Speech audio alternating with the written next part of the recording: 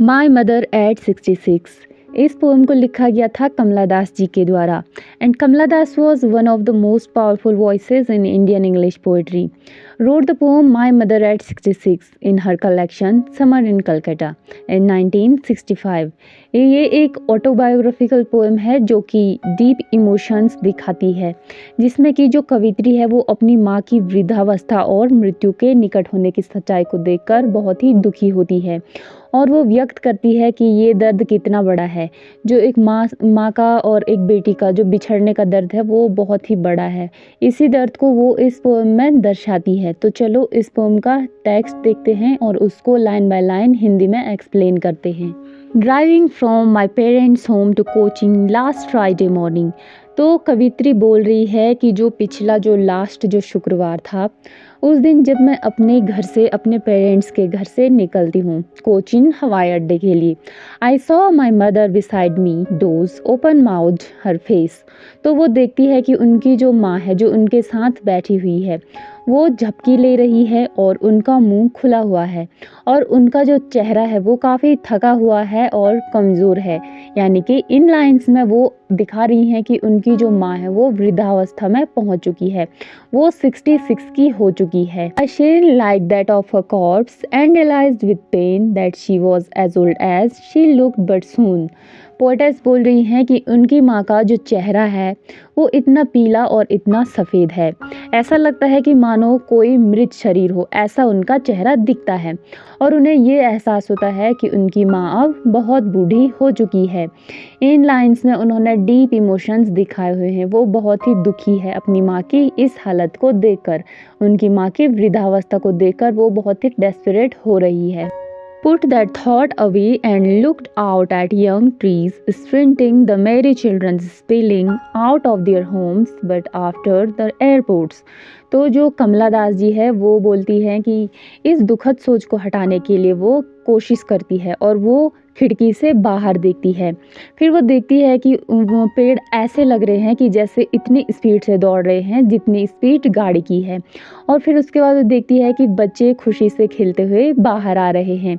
तो यहाँ पे उन्होंने समय की रफ्तार को दिखाया है। जो बच्चे हैं वो दौड़ रहे हैं और ये हमें जो यंग एज की जो एनर्जी होती है और वो जो उस टाइम की अवस्था होती है उसको ये दिखाती है और साथ ही ये दिखाती है कि ये एज भी एक दिन चली जाएगी। इतनी स्पीड से सब कुछ दौड़ रहा है और एक दिन सब कुछ वहीं तक पहुंच जाएगा जहाँ पे कि जिस स्टेज पे वो अपनी मदर को देख रही है। तो इन लाइंस में टाइम की रफ्तार को दिखाया गया है। Security check standing a few yards away, I looked again at her one पेल।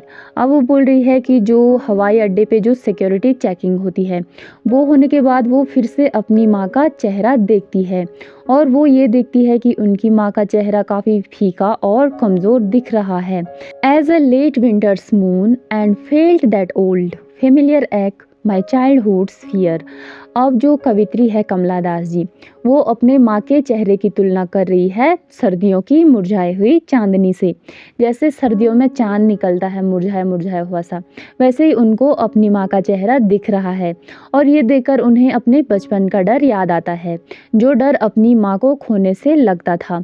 और हर किसी को ये डर तो लगता ही है और हर किसी को एक दिन इस स्टेज में अपनी मदर अपने पेरेंट्स को देखना पड़ता है। तो बचपन में क्या होता है कि जब हमारे पेरेंट्स कहीं हमें छोड़ के चले जाते हैं तो हम कितना डर जाते थे, तो वैसे ही डर इनको भी यहाँ पे लग रहा है। But all I said was see you soon amma, all I did was smile and smile and smile. अब जो कवित्री है कमला दास जी वो बहुत दुखी होने के बावजूद भी बस अपनी माँ से इतना कह पाती है, सी यू सून अम्मा। वो बोल रहे हैं अपनी अम्मा से जल्द मिलेंगे और वह बार बार मुस्कुराती है ताकि माँ को अपना दर्द महसूस ना होने दे। बहुत सारा दुख उनके मन में है अपनी माँ को देख के कि कहीं मेरी माँ मुझसे बिछड़ ना जाए, मेरी माँ मुझसे दूर ना हो जाए। इसी दर्द को उन्होंने इस पोएम में दिखाया है। काफ़ी इमोशनल पोएम है और हर किसी को ये पोएम बहुत अच्छी लगेगी और काफ़ी लोग इससे रिलेट करते होंगे।